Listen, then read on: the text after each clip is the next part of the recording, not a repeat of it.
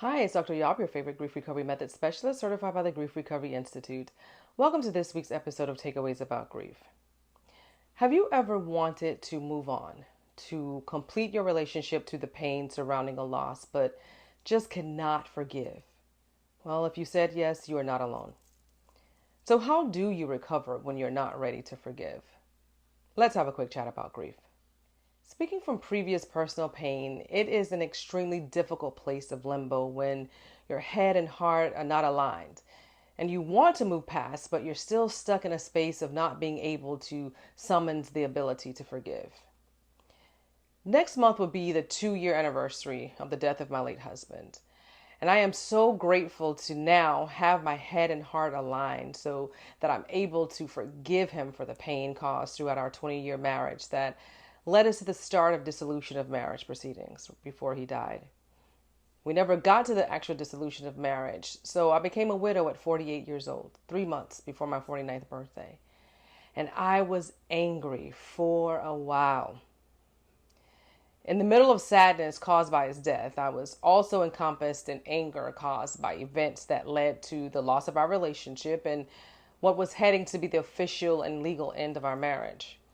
And my anger was overpowering my sadness. Because of my inability to let go of the pain for a while and the anger from the loss of relationship, it was not until I began applying the grief recovery method that I realized that I had not allowed myself to properly process and experience my sadness that Stacy's death caused me. Forgiving in the midst of sadness when you are still hurting from the actions or words of another is a very difficult thing to do for a couple of reasons.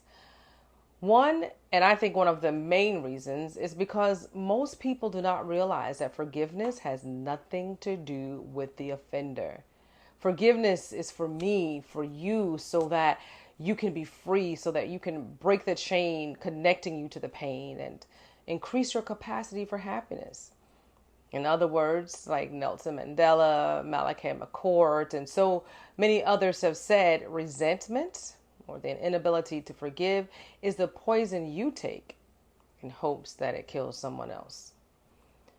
Another reason why forgiving is difficult, even when you want to do so, is because forgiveness has such a strong association to condoning or accepting as okay or trivializing the offense that has occurred against you.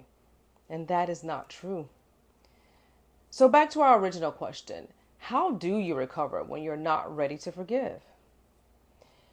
If forgiveness does not feel like it is an option for you, first of all, understand that is absolutely okay. And you can experience grief and completion of your relationship with the pain and resentment by simply acknowledging the offense, acknowledging how it made you feel, and then stating your decision to no longer allow it to negatively impact your life. And even if the person, as in my case, has died, you can and should still make the acknowledgments or choose to forgive. Why? Because your grief recovery, your choice to forgive or acknowledge your pain, and your decision to no longer allow negativity to impact your life is for you. Unresolved grief does not have to be your reality. Allow me to guide you in discovering and resolving your grief so that you can move forward and increase your capacity for happiness and truly enjoy life. Text me at 813-324-4474 for a free consultation or to register for one-on-one online grief recovery sessions.